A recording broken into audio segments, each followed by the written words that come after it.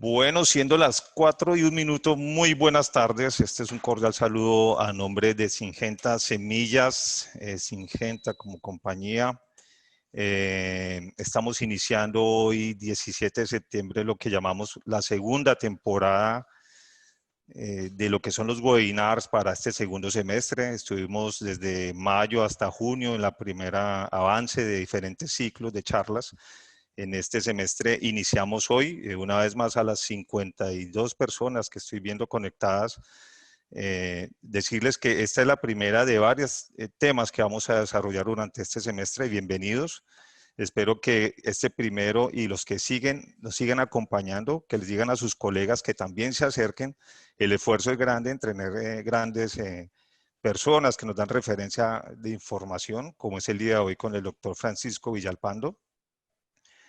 4:02, sabemos que hay personas que están conectándose y que estarán haciendo el ejercicio de conexión.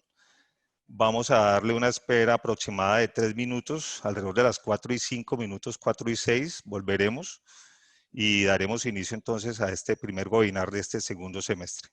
Muchas gracias a todos.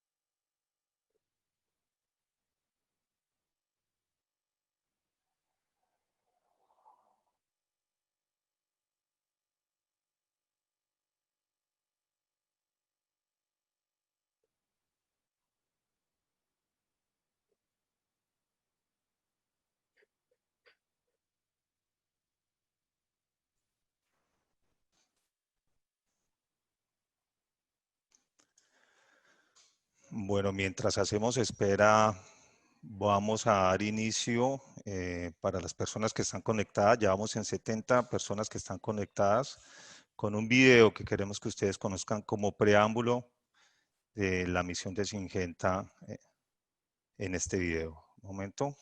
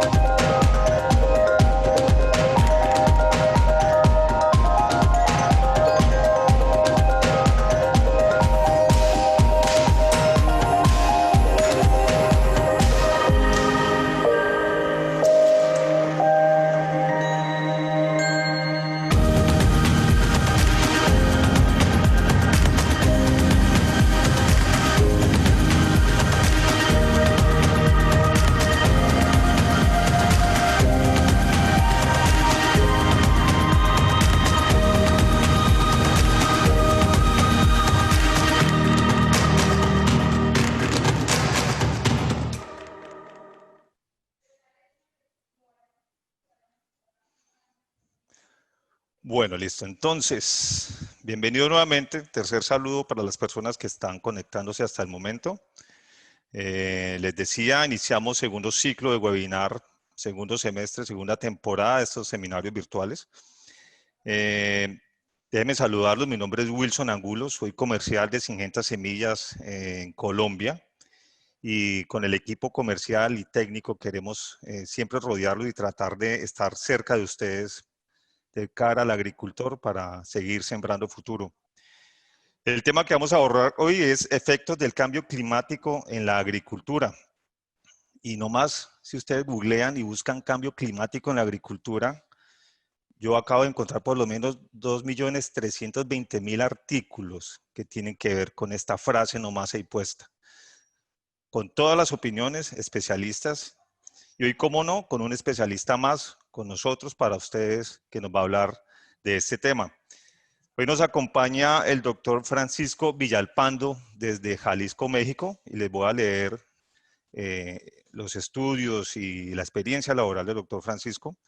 Es ingeniero agrónomo de la Facultad de Agricultura de la Universidad de Guadalajara en México, maestría en Ciencias en Suelos, colegios de posgraduados en Chapingo, México, doctorado en Meteorología Agrícola en Iowa, Estados Unidos. Como experiencia profesional es investigador o estuvo vinculado con la coordinación del Centro Agrícola de Investigación Los Altos de Jalisco, coordinador nacional del programa de agroclimatología en el Instituto Nacional de Investigaciones Agrícolas hasta el año 1987. También profesor, investigador de clima, producción agrícola y ciencias ambientales en la Facultad de Agricultura de la Universidad de Guadalajara. Director del Instituto de Astronomía y Meteorología de dicha universidad en el año 1992. Asesor y director técnico de la empresa de semillas híbridas en el año 1988. Director de la empresa de consultoría para la agricultura agroclimatología. Funcionario de la Organización Meteorológica Mundial de las Naciones Unidas, consultor para el Banco Mundial de la Organización Meteorología Mundial y la FAO. Trabajos realizados en más de una docena de países, consultor de servicios climáticos para empresas e instituciones del sector agrícola, incluidas Syngenta, apoyo en seminarios técnicos, conferencias y aplicación de los pronósticos climáticos en la producción agrícola. Y pudiéramos seguir nombrando los estudios, las publicaciones y las conferencias del doctor Francisco Villalpando. Antes de escuchar al doctor Francisco, queremos darle las recomendaciones que ustedes seguramente los diferentes webinars ya han escuchado para participar. En la parte inferior van a encontrar de su pantalla un icono con el nombre de chat, en el cual pueden dar clic y hacer las preguntas que surjan durante el evento. Al final recogeremos algunas de estas preguntas para que el doctor Villalpando también nos pueda ayudar con sus respuestas. Por otro lado, el contenido de esta charla estará disponible en los próximos días para su información en las redes sociales de Syngenta. Y pues no siendo más, doctor Villalpando, tenemos 81 personas que queremos escucharlo y a nuestros invitados que están ya conectados, pues esta charla va a ser un preámbulo que va a ser cercana, muy dentro de las generalidades y vamos a ir llegando al impacto del cambio climático en la agricultura y llegando al cultivo de maíz. Doctor Francisco, lo dejo a usted con este gran escenario. Muchas gracias. Muchas gracias, Wilson.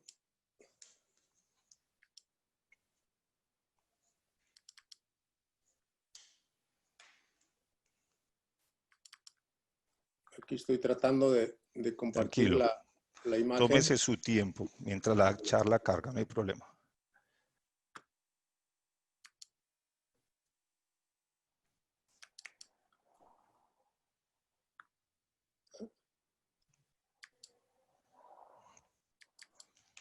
No se ve la imagen. Está... No ha llegado todavía no la veo. Porque aquí tengo yo Dale compartir ahí. Ahí está. Share screen.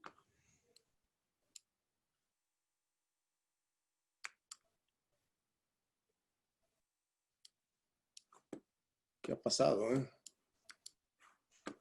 ¿Estás compartiendo tu presentación ya? Sí, sí. Ahí está. Ahí llegó. Ahí Muy llegó, bien, doctor. Ahí está, doctor. gracias. Tranquilo, doctor, Una adelante. Sí, Bueno, señor, quiero tranquilo. empezar agradeciendo la participación de todas las personas que se han conectado. Desde luego agradecer a Syngenta la invitación que me hizo para compartir estas experiencias que he tenido yo pues a lo largo de mi carrera profesional en este campo. Y pues me da mucho gusto de estar con todos ustedes y de compartir estas láminas que vamos a ver a continuación. Sobre el cambio climático, las implicaciones y el impacto que tiene la agricultura en América Latina. Vamos a tratar tres temas esta tarde. El primero es darles a ustedes información sobre el cambio climático, su impacto en la agricultura de una manera muy concisa. Luego nos vamos a mover a ver los escenarios, qué es lo que viene más adelante, las próximas décadas. Y finalmente, hablar un poco sobre las predicciones climáticas, cómo el productor puede usarlas como una herramienta esencial para la agricultura. Bien, el cambio climático y su impacto en la agricultura lo vamos a empezar a explicar de una manera general, pero después vamos a hacer énfasis en el cultivo de maíz. Ustedes saben el impacto del cambio climático en los últimos, digamos, 30 años, pues se ha visto acentuado con heladas, con sequías, con excesos de humedad, o sea, con un clima más extremo que no estamos acostumbrados a ver. Pero, ¿qué es lo que provoca este cambio?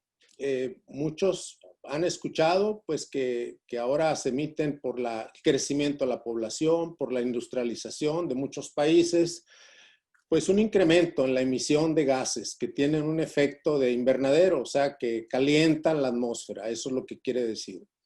Ese calentamiento pues es a nivel global y lo que provoca es que ha cambiado el patrón del clima al que estábamos acostumbrados a ver. Ahora tenemos un clima más variable y este cambio pues se está viendo a corto y lo vamos a ver también a largo plazo. Pero ¿esto qué implicación tiene? Bueno, el cambio climático impacta todos los sectores, desde luego que la agricultura es uno de ellos. Esto es simplemente para que vean ustedes pues, las tendencias que hay con la emisión de gases de dióxido de carbono, de metano, de óxidos de nitrógeno, pues todos van en una carrera ascendente. ¿Y eso qué es lo que provoca? Pues lo que provoca es una tendencia a que la temperatura va aumentando. Esta gráfica, por ejemplo, está desde que se tienen registros de temperatura en los países, más o menos data como de 1850. Entonces, durante casi un siglo, de 1850 a 1950, tuvimos un clima, sí que variaba, pero no iba a la alza, como ha sido en los últimos 70 años, más o menos de 1950 a la fecha. Pues la tendencia es variable entre los años, pero con una tendencia a subir. Esta es una gráfica, unas gráficas que utilizo a veces para explicar cómo es el cambio climático. Imaginen que ustedes tienen los datos de unas 30 años de la temperatura media, o 30 o más años, y se grafican. Y cuando estos se grafican, dan la forma como de una campana que tenemos nosotros aquí. Entonces, tiene esta forma, en donde la mayor parte de los años pues, se presentan en la parte media, o sea que estamos acostumbrados a que no hay mucha variabilidad. Pero, ¿qué ha pasado con el aumento de la temperatura? Que esa campana se ha movido hacia la derecha, o sea que tenemos más años con calor extremo y menos con frío. Pero esa es la mitad de la historia. La otra mitad es la variabilidad, o sea que esos extremos se hacen más marcados. Por un lado, puede haber extremos pocos, pero de años muy fríos y más de años muy calientes, o sea que se está abriendo. Y al final lo que tenemos pues es un clima nuevo, que es con más calor extremo y con más eventos también, pero menos frío. Entonces pasamos de un clima que era más estable a uno nuevo, o sea, que se abre más, en donde tenemos más años más calientes. Entonces, esto es una manera, si uno lo quiere ver de forma gráfica, cómo se presenta el cambio climático. Pero, ¿qué pruebas hay para demostrar esto, que esto es, que en realidad está ocurriendo? Bueno, miren, este es un mapa de la Tierra donde se compara el promedio de la temperatura de los últimos, bueno, no los últimos 30 años, que es un periodo de 1981 al 2010, que se usa como referencia para medir los cambios. En el 2017 se comparó la temperatura que ocurrió a nivel mundial, temperatura media, contra ese promedio. Y vemos que en todos los casos, si ustedes ven esta escala, pues tanto el mar como la parte continental, pues está más o menos en 1 grado, en algunos casos hasta 2 grados arriba, en otros medio grado. Entonces, lo que muestra esto es de que la temperatura a nivel global es más caliente que lo que era en el periodo de 1981 a 2010. Si lo vemos a nivel regional, aquí tenemos este mapa de Sudamérica, en donde tenemos los países andinos. De nuevo, vemos que ese aumento pues va como desde medio grado como hasta 1.5 grados y medio. Aquí tenemos desde Bolivia, Perú, Ecuador, Colombia, Venezuela, todos están en color rojo. Si este cambio no hubiera ocurrido, pues esto estaría prácticamente blanco. Tenemos el caso de México también para el año 2019, comparado contra el promedio de referencia del 81-2010, y vemos que la mayor parte de México, las temperaturas fueron más altas. Si bien es cierto que hay algunos lugares, sobre todo las partes de las sierras, las partes montañosas, en donde ese año fue más fresco, pero en su mayoría en el país fue más caliente. Lo que predominó es que el país se va calentando. No es uniforme, pero la mayor parte del país muestra esa tendencia. Pero hay algo más, quizá más convincente. Estas son las temperaturas que se han registrado, la temperatura media desde 1960 hasta el año 2018. Durante los primeros 30 años, del 60 al 90, veamos que la mayoría de los años, la temperatura media de más de 2,000 estaciones de México, pues fue abajo del promedio. O sea, aquí tenemos esta línea de referencia en donde hacia arriba sube, hacia abajo baja, valores. Entonces tenemos más o menos del año 1990, en donde ha habido una tendencia prácticamente constante de que todos los años han sido más calientes que los anteriores. Entonces, y esa tendencia, como ven, pues va a la alza. Aquí tenemos graficados hasta el año 2018. Si vemos el caso de un país centroamericano, si bien es menos marcado, pero también la tendencia es de que la temperatura va a la alza. Sigue prácticamente el mismo patrón que habíamos visto para México. Y si lo extendemos a Sudamérica, ahí está un poquito más alternado, no está tan marcado, pero de nuevo, pues en los últimos 30 años dominan los años rojos, o sea que la tendencia a la temperatura es a irse calentando y no a permanecer estable o a la baja. Hay otro elemento también en la parte de la variabilidad climática que todos han escuchado, es la presencia del niño o la niña, dependiendo de las características.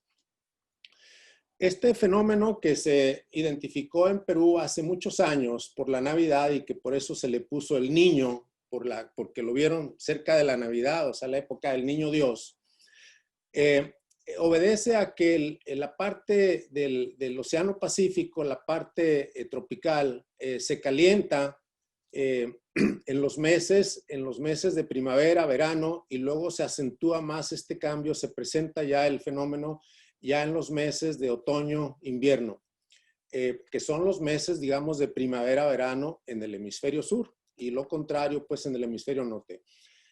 Estos picos que ustedes ven aquí, son los niños famosos que tuvimos o muy reconocidos. Este es el del año 82 primero, después tenemos el del 97 y finalmente el tercer pico es el del año 2015.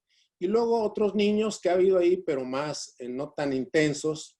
Y por otro lado, la gráfica azul hacia abajo, pues son los periodos de la niña.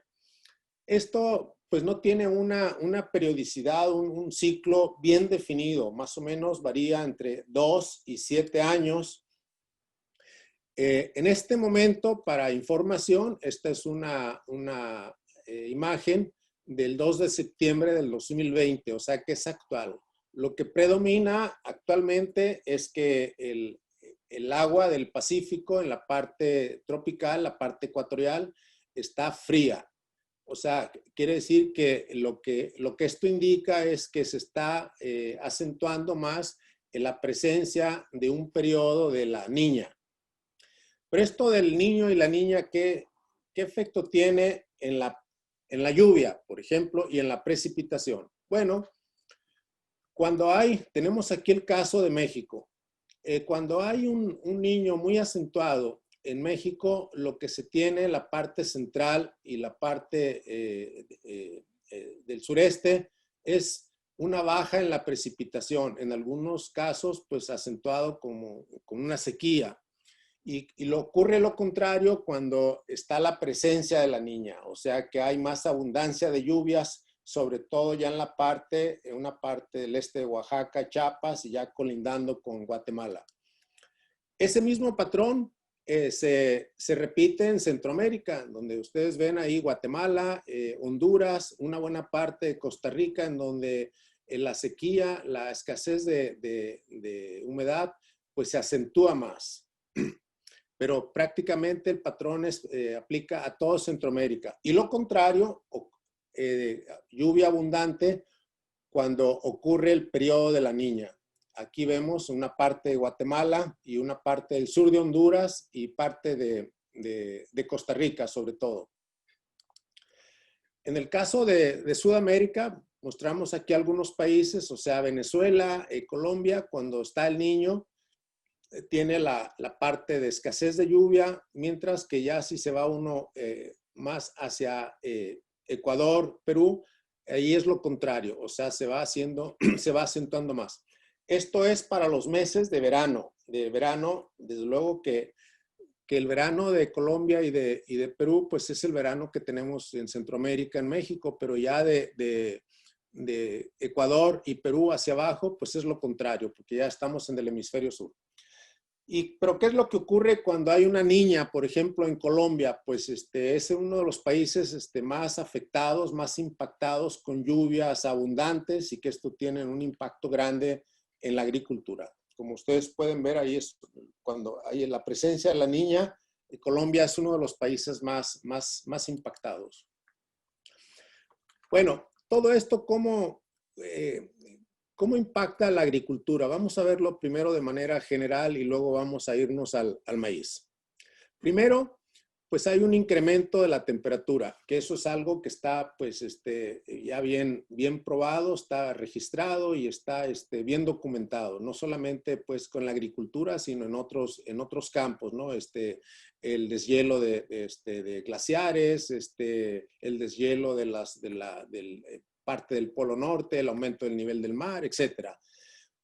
Esto tiene como consecuencia este incremento de temperatura que ha cambiado los patrones de la precipitación. O sea, hay lugares en donde ahora está lloviendo menos o llueve más, o la distribución de la lluvia en el tiempo, pues llueve cuando antes no llovía y cuando antes llovía ahora llueve menos. Entonces el clima pues se ha entrado como en un desarreglo, que el clima pues ya no sabemos, no sigue el mismo patrón que estábamos acostumbrados a ver.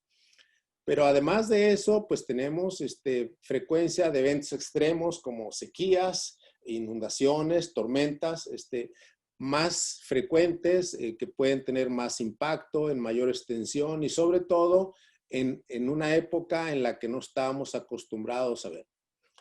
En general, el cambio climático afecta a la agricultura de manera negativa. Pero también el cambio ha causado también en algunos cultivos, en algunas regiones, ha tenido un efecto positivo. Por ejemplo, en los cultivos que antes no se podían tener en lugares muy fríos, ahora se pueden cultivar porque la temperatura es más benigna y entonces ahí se pueden tener estos cultivos. Sobre todo, esto se puede ver más en países que están más hacia el hemisferio norte o hacia el hemisferio sur. Y también en las partes tropicales, en las regiones montañosas. Vamos a ver esto ya cómo afecta más en detalle la producción agrícola. Las temporadas de lluvia, por un lado, pues como esto es más variable, pueden ser más cortas y pueden requerir cultivos, variedades, pues adecuadas a esas condiciones.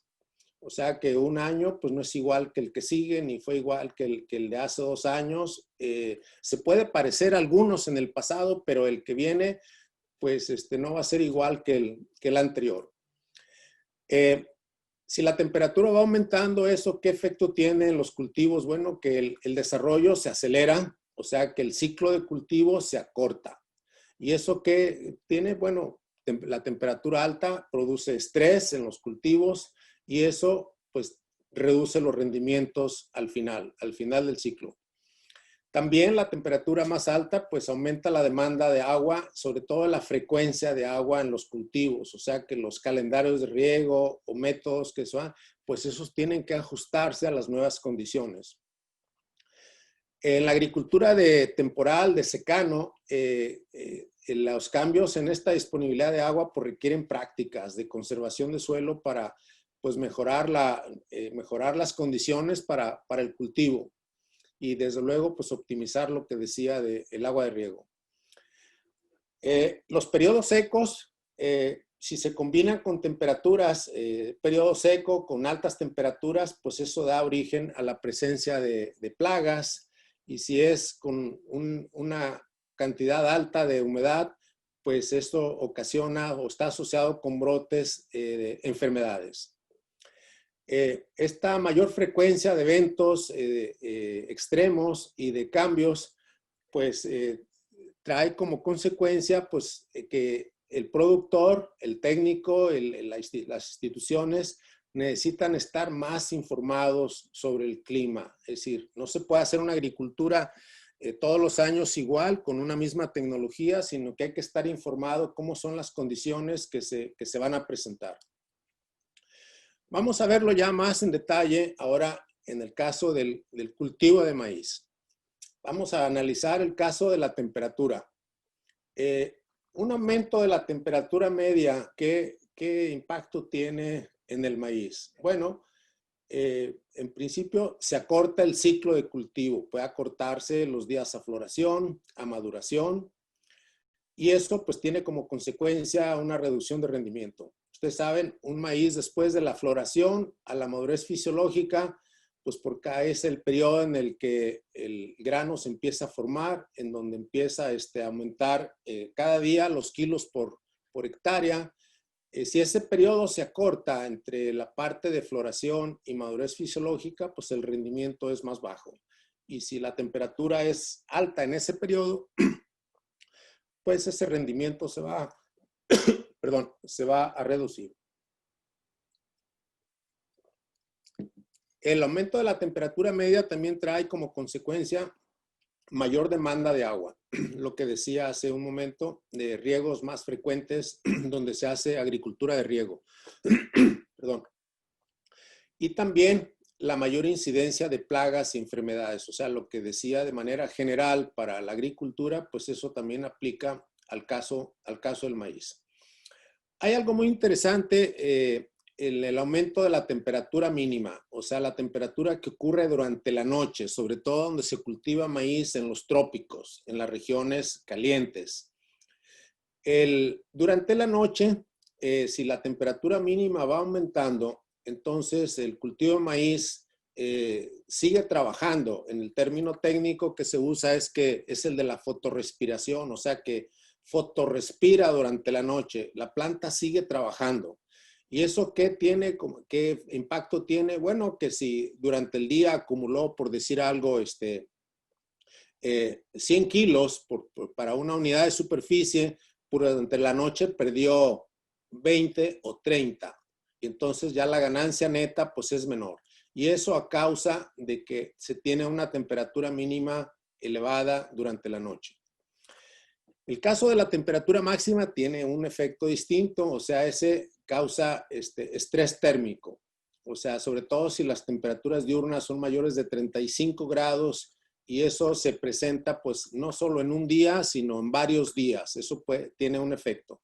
Y sobre todo, pues si eso se presenta durante la etapa de floración o llenado de grano, pues tiene un impacto todavía mucho mayor. Y eso, pues desde luego, también aumenta la demanda de agua. En el caso de la precipitación, las temporadas de lluvia pueden ser más variables, es decir, se pueden tener años con lluvia muy abundante en algunas regiones y en otros con lluvia más baja. Entonces eso, en donde se tiene menos agua, bueno, pues causa estrés hídrico y las variedades que no toleran esto, pues tienen este problema. Ese estrés pues puede causar acortar el ciclo de cultivo y reducir el rendimiento.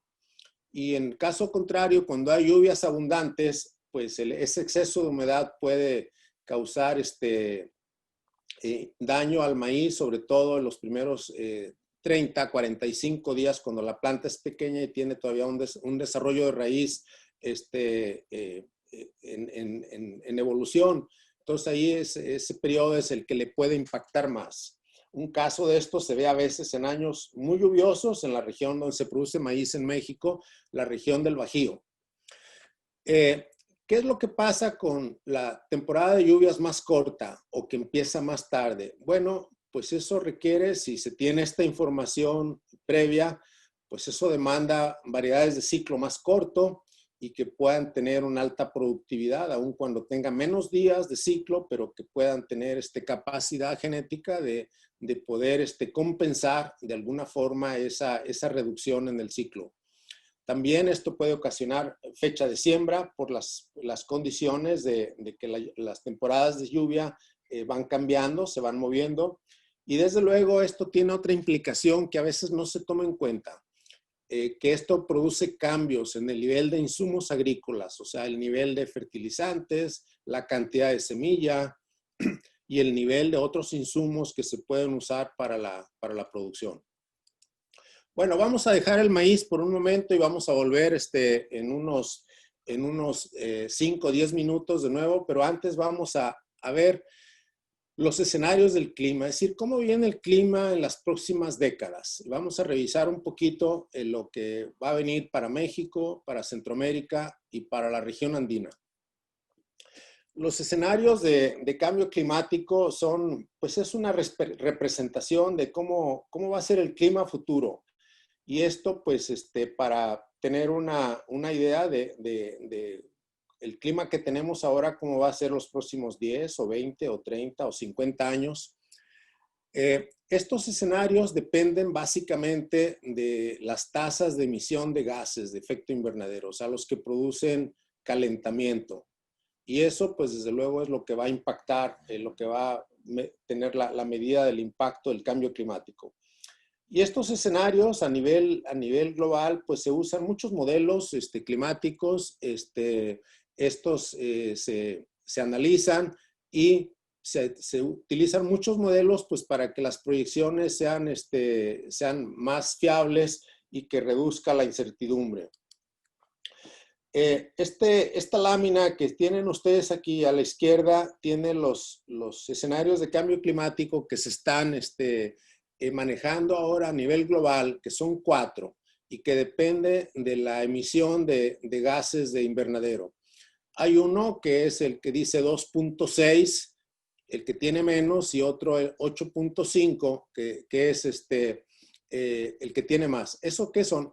Bueno, esos valores corresponden a watts de emisión de radiación de la superficie de la Tierra a la atmósfera, o sea, algo que le llaman forzamiento radiativo. O sea, qué tanto la superficie de la Tierra calienta la atmósfera. Y eso, una unidad que en lo que la miden es en watts por metro cuadrado. Y eso, pues depende de qué tantas emisiones de dióxido de carbono se tengan. La gráfica que está a la izquierda tiene ahí varios colores, el verde, azul, amarillo, una parte gris y roja. Pensaríamos que nosotros vamos por buen camino con todos los acuerdos que hay del cambio climático, que asisten los jefes de Estado, las instituciones, etcétera. Sin embargo, pues no es el caso. Vamos en la línea roja, o sea, en el modelo de 8.5, que para el año 2100 se espera un aumento más o menos de 4 grados. Entonces, pues la situación es, podríamos decir que es de cuidado, es de tomarlo en cuenta. Si bien esto se va viendo poco a poco, pero las evidencias que hemos mostrado, pues, nos van indicando pues, que vamos por ahí. La industria, la economía, pues los países, algunos han tomado medidas, otros no tanto. Y esto, pues, va a tener en el corto, en el mediano y en el largo plazo, pues va a tener su impacto, va a tener su precio. Vamos a ver un escenario. Estos escenarios están para diferentes periodos. Vamos a ver el más corto y yo usé el modelo, el de la radiación más alta, de 8.5, porque es la tendencia que se tiene hasta ahora. Entonces, ¿cómo se va a ver México en este periodo que ya estamos en el 2011 a 2040? Bueno, pues vamos a tener ahí para 2040 aumentos más o menos en la temperatura mínima, aproximadamente como de 1.5 grados en las partes más altas y en otros de 1 grado. Y la temperatura máxima, ahí la mayor parte del país va a estar en 2 grados arriba. Si vemos el caso de la precipitación, el caso de la precipitación es mixta, pero la mayor parte va a ser una reducción en la lluvia. Y solamente algunos lugares en México, la parte de serranías, la parte donde hay más vegetación, pues ahí se va a tener algunos aumentos, que puede ser del 10%, pero también la disminución es como del orden del 10%, o sea que no es una disminución así, pudiéramos pensar, muy grande. El caso de Centroamérica es a la inversa para el caso de la temperatura. La temperatura mínima, ahí se espera un aumento de aproximadamente 2 grados. O sea que ahí para la agricultura que se hace en los trópicos va a tener un impacto mayor. Si ustedes recuerdan lo que mencioné para el caso de maíz, las temperaturas nocturnas, pues eso va a tener un impacto más grande en Centroamérica. En cambio, la temperatura máxima pues va a andar alrededor de 1 grado, 1 grado y medio, a excepción de Guatemala y una parte de Honduras. Y ahí pues va a ser más de estrés, pero sobre todo de estrés en Guatemala y en Honduras. El caso de la precipitación más o menos es un 10% en toda la región y el único país que es un poco variable, que hay partes más altas, más bajas, es en Costa Rica. Y por último, el caso de la región andina, el caso de la temperatura mínima más o menos está entre 1.5 grados, o sea, el aumento que se va a tener durante este periodo, con algunos puntos así un poco más altos en Perú y también más bajos, pero en general más o menos de 1.5. Y en el caso de la temperatura máxima, más o menos del mismo orden, o sea, 1.5. 1.5 grados es el aumento que se va a tener y un poco menos en las costas del Caribe, ahí un poco menos, como 1 grado. El caso de la precipitación en la zona andina, de nuevo, es una tendencia en general a la alza, como de un 10%, con excepción de algunos lugares de la parte alta de Perú, de la parte de la costa y algunas regiones de la parte central de Ecuador y la parte central de Colombia. Pero en general es una tendencia a la alza en el caso de la precipitación. Bien, Por parte de la variabilidad climática, usamos unos datos de México, más de 2,000 estaciones, para ver cómo había cambiado la lluvia en los últimos 30 años. Hicimos dos mapas y graficando el coeficiente de variación de la lluvia, o sea, que ese se obtiene del promedio y la desviación estándar que tiene esto. Ahí es la desviación estándar se divide entre la media y ese cociente se multiplica por 100 y entonces ahí se tiene el coeficiente de variación. Este mapa que tenemos a la izquierda, el más pequeño, es como se veía México en el periodo del 61 al 90. Y el de la derecha, el más grande, es como se ve ahora. Entonces yo señalé con estos círculos negro aquellas regiones de México en donde el coeficiente de variación ha aumentado. Ha aumentado, o sea, está aquí en una escala de decenas, o sea, en algunas regiones que era entre 10 y 20% y ha aumentado de 20 a 30. En general, en el país, la lluvia es mucho más variable que lo que era en el periodo del 60 al 90, excepto la parte de la península, de Baja California, la parte de Baja California, en donde es lo contrario, allá se ha reducido. Pero el resto del país es mucho más variable. Este coeficiente de variación, vamos a ver un caso aquí. Esto es uno de los lugares en Sinaloa, que es una localidad en donde pues lo vemos ya para una localidad específica, cómo ha variado el clima, en donde se ve que este coeficiente de variación aumentó. En un periodo era de 20, ahora ya está en 24. Y la lluvia pues también es un poco más a la baja. Pero lo que importa aquí no es tanto la lluvia total, sino que en estos últimos 30 años la lluvia es más variable.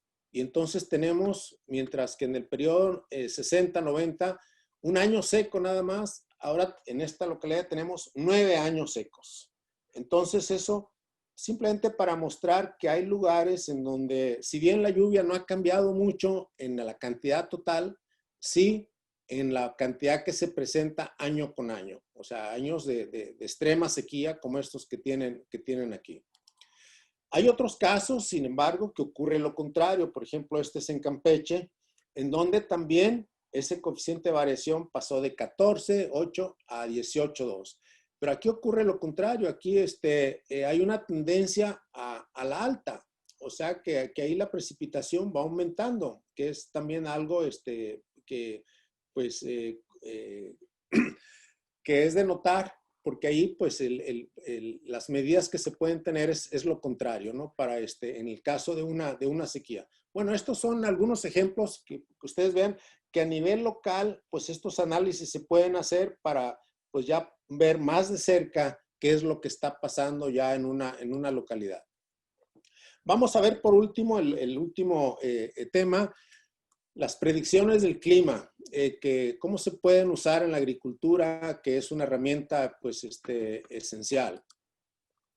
Las predicciones del clima pues se pueden hacer hoy en día con el desarrollo tecnológico desde un minuto prácticamente hasta décadas, o sea, periodos de 10 años. Los pronósticos que se hacen, digamos, hasta una semana les llaman pronósticos. Y los que son después de 1 o 2 semanas les llaman predicciones. Y esto tiene un efecto, un beneficio socioeconómico que conforme la predicción, la medida que se toma a más largo plazo, el beneficio es mayor. O sea que si se toma una predicción de un mes o de una estación, tiene más valor económico que la que se toma de una semana. Porque acá pues se va a decidir sobre qué variedad, qué cantidad de insumos, etcétera. Y aquí quizás solamente una práctica agrícola en un periodo de una semana. Las predicciones climáticas, bueno, son herramientas que si se conocen con anticipación, pues esto pueden ayudar al productor, al tomador de decisión, al distribuidor, a decidir qué variedades de maíz son más convenientes por las condiciones climáticas que se prevén y qué tecnología de producción es más adecuada utilizar. Ahí tenemos, por ejemplo, un pronóstico para la región occidente de México, donde está esto a nivel municipal, en donde se ve la lluvia que se prevé que se reciba en el mes de abril de 2020, como un ejemplo. ¿Qué características tienen que tener estos pronósticos? Bueno, ustedes pueden ver pronósticos en el internet, pueden ver pronósticos aquí y allá. Sin embargo, los pronósticos para la agricultura pues son pronósticos a la medida, que tienen que ser a la medida. Tienen que estar orientados a cultivos específicos en áreas agrícolas determinadas, que puede ser un estado, un departamento, una localidad con mucho detalle. Tiene que estar presentado en formatos sencillos, en un lenguaje que entienda todo mundo, que no sean terminología complicada y que lo puedan usar cualquier persona en los cultivos y las regiones donde lo necesita. Y deben de contestar pues a muchas preguntas. Yo pongo aquí algunas, por ejemplo, las preguntas que se hace de que si la temporada de lluvias va a ser escasa, va a ser abundante, cuándo va a empezar, si va a ser más corta, más larga, si se espera un ciclo con temperatura más alta o más baja, si va a ser un niño-niño, un año niño o niña, o va a ser neutro. Todas esas preguntas tienen que ver con la tecnología que se va a utilizar. Eso pues debe responder a preguntas como pues la fecha de siembra, la selección de la variedad de maíz, la cantidad de semilla, o sea que luego se va a traducir a la densidad de plantas por hectárea, el nivel de fertilizante a usar y los productos químicos que se vayan a usar para proteger el cultivo de plagas, enfermedades o productos hormonales, lo que se quiera usar. Y luego prácticas de manejo del suelo para conservar la humedad, pero también para evitar los excesos de humedad. Entre los pronósticos que yo recomendaría para el caso de maíz, pues hay dos tipos. Primero, aquellos para planear el cultivo y luego ya otros durante el ciclo agrícola. Primero, por las predicciones estacionales, cómo viene el periodo el ciclo de cultivo a nivel de periodo y a nivel mensual. ¿Cuánta lluvia se espera? ¿Arriba, abajo? Todas estas preguntas que hacíamos hace un momento. ¿Cuál va a ser la temperatura máxima, media? Y eso traducirla a grados ya de desarrollo. No tenemos tiempo para hablar de esto, pero esta es una herramienta, esto de los grados ya de desarrollo para la zonificación de variedades y de manejo de cultivo muy importante, muy valiosa, pero otro día vamos a hablar de eso. La temperatura mínima, cómo va a venir también. Y a nivel ya cuando ya está el cultivo sembrado, los pronósticos a 7 días son importantes, en donde si va a llover durante la semana, eso porque pues se van a aplicar productos químicos, cuál es la temperatura media, o sea, qué velocidad va a ir desarrollando el maíz, o sea, los grados ya de desarrollo que va a ir acumulando para calcular cuándo va a llegar a floración, cuándo va a llegar a la madurez, cuándo se va a programar la cosecha, etcétera. Y también, pues, otras variables como es la humedad relativa, la humedad relativa y la radiación solar. Son otros elementos que también se pueden utilizar. Por último, les presento aquí otros pronósticos. Esto es un pronóstico a nivel país, esto es México. Y como ven, pues un pronóstico se puede tener a nivel país, pero pues no tiene el detalle que se necesita ni el índice que requiere el productor para tomar una decisión. Entonces tiene que ir a nivel mucho más específico. Aquí tenemos otro pronóstico para el norte de México. Esto es el caso de temperatura, cómo se espera la temperatura máxima por regiones, por municipios. Se puede ver claramente qué es lo que va a venir. Y luego esto, cómo se compara con el promedio. ¿Va a estar arriba? ¿Va a estar abajo? Bueno, pues aquí vemos que en general va a estar por encima. Y por último está esta lámina en donde de nuevo se ve el pronóstico de lluvia a 7 días. Aquí se ve ya solamente el estado de Puebla en el centro, en el altiplano de México, en donde se espera lluvia y en donde pues no se espera que se tenga. Bueno, pues esta es la presentación que yo les tenía. He ido un poco rápido. Yo quiero agradecerles su atención y estoy pues aquí para contestar preguntas. Espero que haya sido una charla interesante para ustedes. Las preguntas que tengamos tiempo de contestar ahora, yo lo haré con mucho gusto, y otras, si no, pueden enviármelas al correo electrónico o enviárselas a los organizadores y ellos me las hacen llegar, o al correo electrónico que aparece aquí en la imagen. Muchas gracias. Muchas gracias, doctor Francisco. Gran información, información con soporte en el tiempo, con gráficas, con escenarios que cada uno de los que estamos aquí presentes, pues sacaremos provecho a esta información, y muchas gracias por la preparación de la misma. Pues desde luego vamos a revisar las preguntas que nos están hoy acompañando. Aprovechemos las preguntas aquí mismo en el chat. Pregunta de Mario Florentín. Dice, buenas tardes. Desde Guatemala les saludo. ¿Cómo usted ve la agricultura conforme a la dura realidad del cambio climático? ¿Cómo sería el futuro? Doctor Francisco, esa sería la pregunta. Bueno, la agricultura, yo he dicho en otras charlas que he dado en otros lugares que no se puede hacer usando lo que algunas veces llaman un paquete tecnológico, una tecnología fija, que dice el maíz se produce así. Eh, Creo que la agricultura que tiene que hacerse en el futuro es una agricultura con información, con conocimiento. O sea que con conocimiento de los recursos en donde está el productor, en su región, y con información, esta es una información, la información climática. Desde luego que hay otro tipo de información, la información económica o información de otro tipo, pero es una agricultura en donde el productor tiene que estar, ya no puede estar, digamos, aislado, sino que tiene que estar conectado a esas fuentes de información de conocimiento fiables que pueda él utilizar y darle pues más seguridad, o sea, más rentabilidad a su producción y menos riesgo. Perfecto, Francisco. Muchas gracias por su respuesta. Hay una pregunta de Humberto Ramírez Vega. Nos dice, muchas felicidades, doctor Francisco, por la presentación. Gracias, Humberto, por estar atento.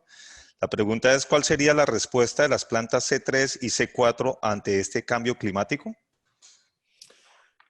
Bueno, las plantas C3, como decía, que en algunos casos puede haber efectos positivos del cambio climático, por ejemplo, el caso del aumento de la temperatura.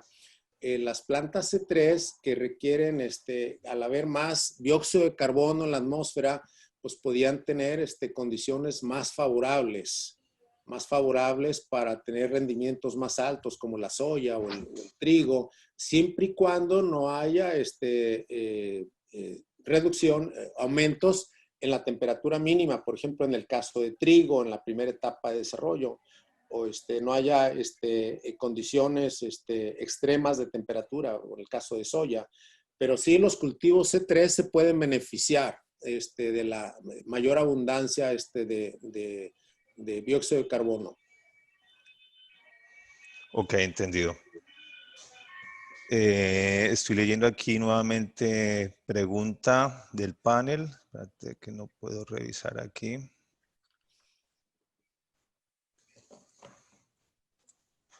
Dice así, doctor Francisco.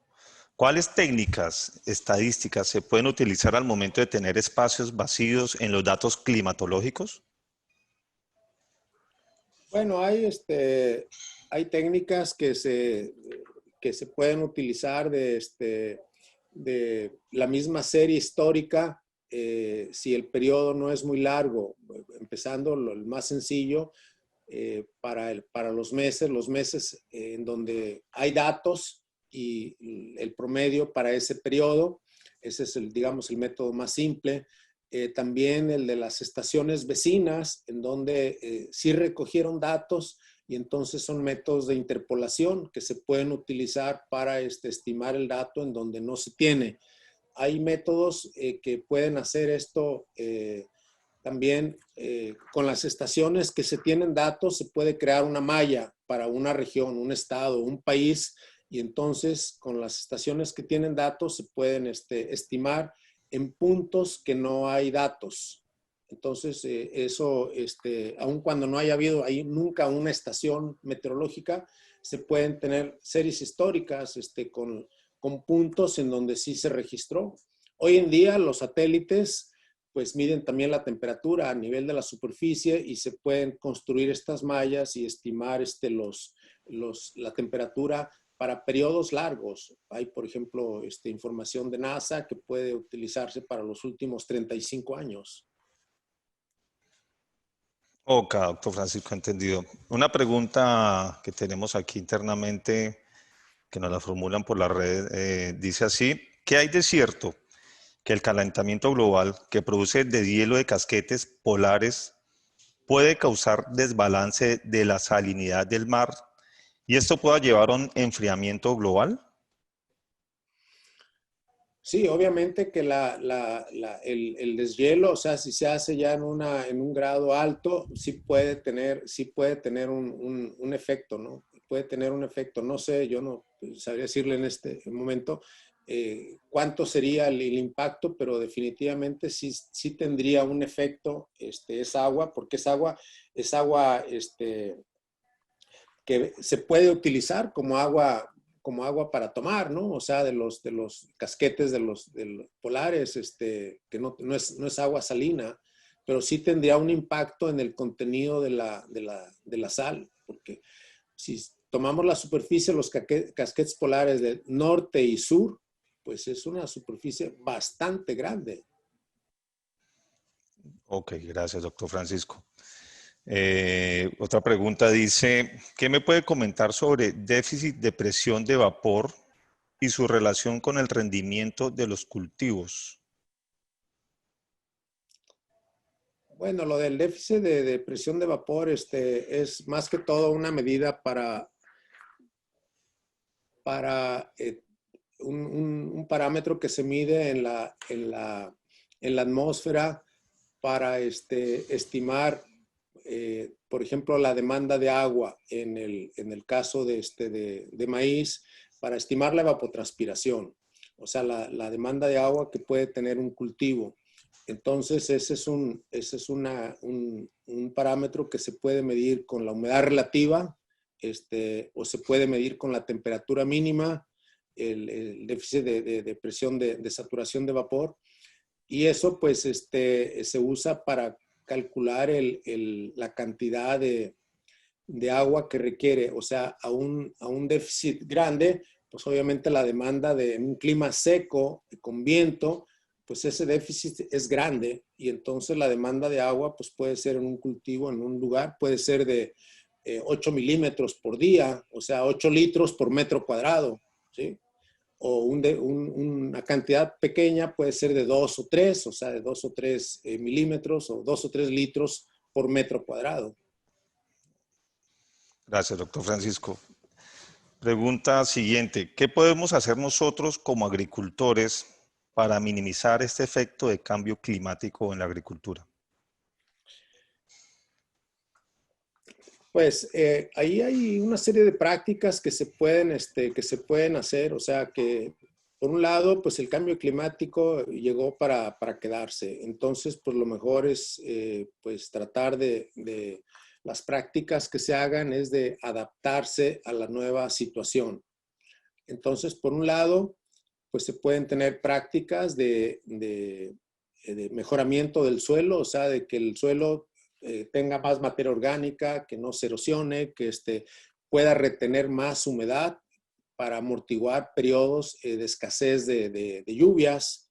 Entonces, un suelo que tiene más capacidad de almacenamiento de humedad, pues el cultivo va a sufrir menos que otro. Entonces, son prácticas de conservación o de aumento de la capacidad del suelo, por un lado. Por otro, pues con cultivos, variedades que tengan más tolerancia a la escasez de humedad. Por ejemplo, un agricultor podía preguntarle a Syngenta, bueno, ¿y esta variedad que me recomienda, cómo está el desarrollo de raíces? me aguanta más en lugares donde voy a tener sequía, pues si la anuncian como una variedad con profundidad radicular amplia, entonces pues esa variedad tiene más capacidad, más posibilidad de sobrevivencia que una que pues requiere, que está en condiciones óptimas de humedad, ¿no? Que no le falta nada. Entonces, el productor pues puede manejar cultivos, manejar las densidades de población, no poner muchas plantas por hectárea, o sea, poner una cantidad media para que en años buenos, en años malos, siempre tenga rendimientos altos. O no irse quizá por las variedades que tengan de altos rendimientos de 20 toneladas, ¿verdad? De los híbridos de cruza simple, sino puede ser híbridos no tan sofisticados, pero que toleren más los cambios de las condiciones de años secos o años variables, y donde su rendimiento, pues, no sea de 20, pero puede ser de 12, pero que le da un margen de utilidad alto. Entonces, pues, en resumidas cuentas, el agricultor tiene que estar más informado, o sea, más informado con tecnología, cómo manejar su suelo, cómo manejar su cultivo, y a tiempo, para que con eso, pues, él vaya tomando decisiones. Doctor Francisco, hay mucho por hacer como agricultores para ayudar a que este cambio climático pues llegó para quedarse y lo minimicemos de alguna forma.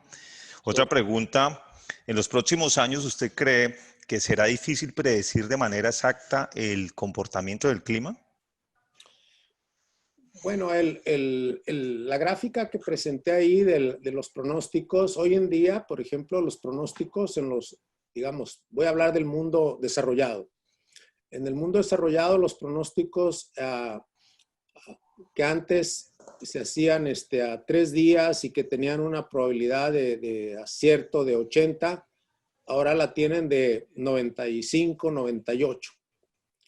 Entonces, hoy en día, los pronósticos en el mundo desarrollado, pues se pueden tener con una certeza arriba del 90%, digamos a 5 días. Si se va uno una semana, entonces, bueno, pues entra ya ahí 80, 70, y si uno se va ya a 2 semanas, entonces ya es una predicción, puede ser ya una tendencia en donde sí le va a decir si va a la alta o va a la baja. Si es un mes, las predicciones climáticas, por ejemplo, son, aunque no le dan una cantidad de cuánto va a llover exactamente, le dan un rango, qué temperatura va a ser exactamente, no. Le dan la tendencia. Le dice, este año va a ser más seco y va a llover menos. Y entonces es información útil para el agricultor. O la temperatura va a estar 1 grado o 1,5 grados arriba. Y eso es útil para el productor. Y esas tendencias se mantienen. Hoy en día el conocimiento científico para hacer eso, se puede hacer esas predicciones. Yo diría que podemos extendernos prácticamente de 6 a 8 meses. El niño, por ejemplo, se puede predecir con 6 meses de anticipación.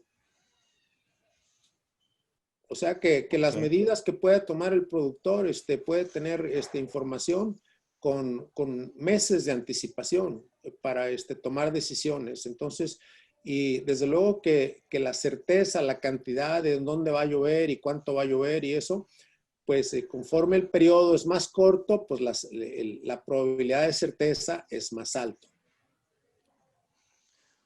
Doctor Francisco, ¿qué factor considera que afecta más el calentamiento global? Y aquí ponen dos opciones, el uso de combustibles fósiles o el aumento de la población. Pues esa es una pregunta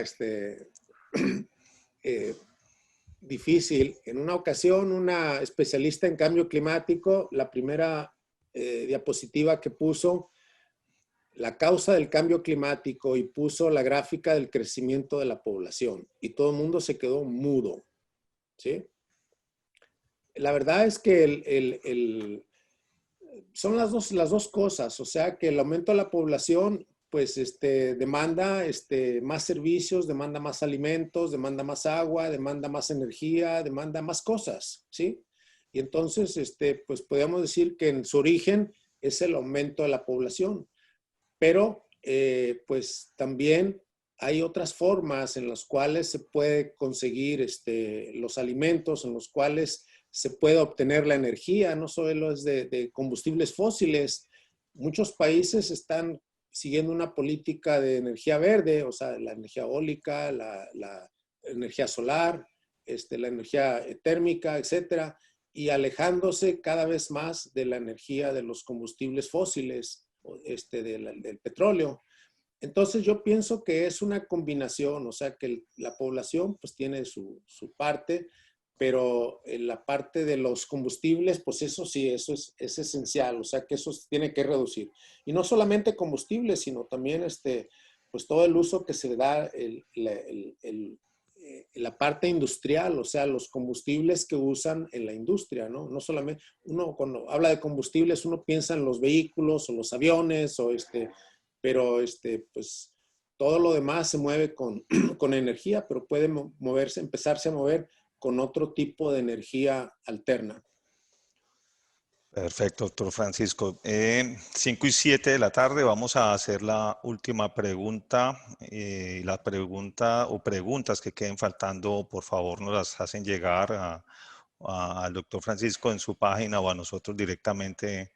Estaremos atentos a responderlas. Esta pregunta sería, ¿cómo sería el efecto del incremento de la temperatura sobre la materia orgánica del suelo, doctor Francisco?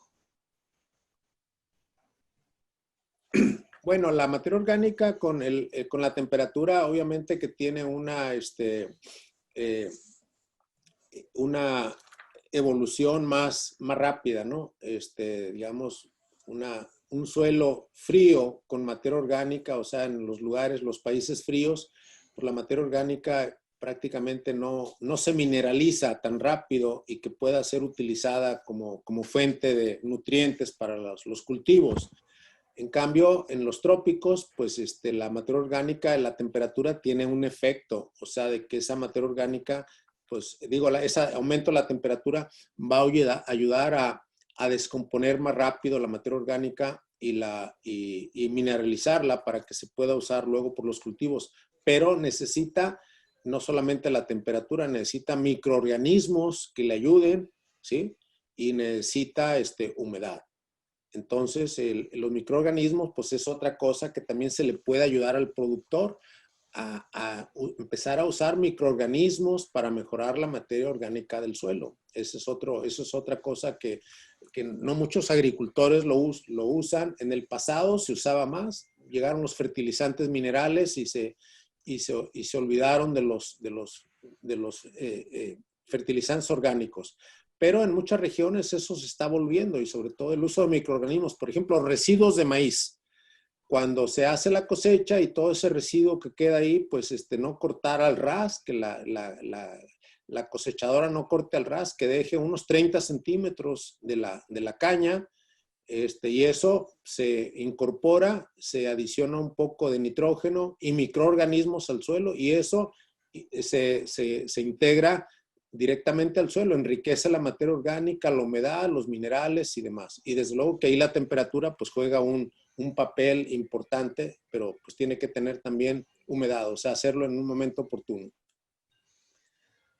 Ok, doctor Francisco, gracias por todas sus respuestas, recomendaciones, observaciones. Gracias por alistar esta información en 40 minutos, por responder también las inquietudes. Doctor Francisco, no sé si quiere despedirse de la audiencia. Estamos terminando en este momento ya con las preguntas. Bueno, pues yo agradecerles nuevamente por la invitación que me hicieron para estar con ustedes y compartir estas experiencias.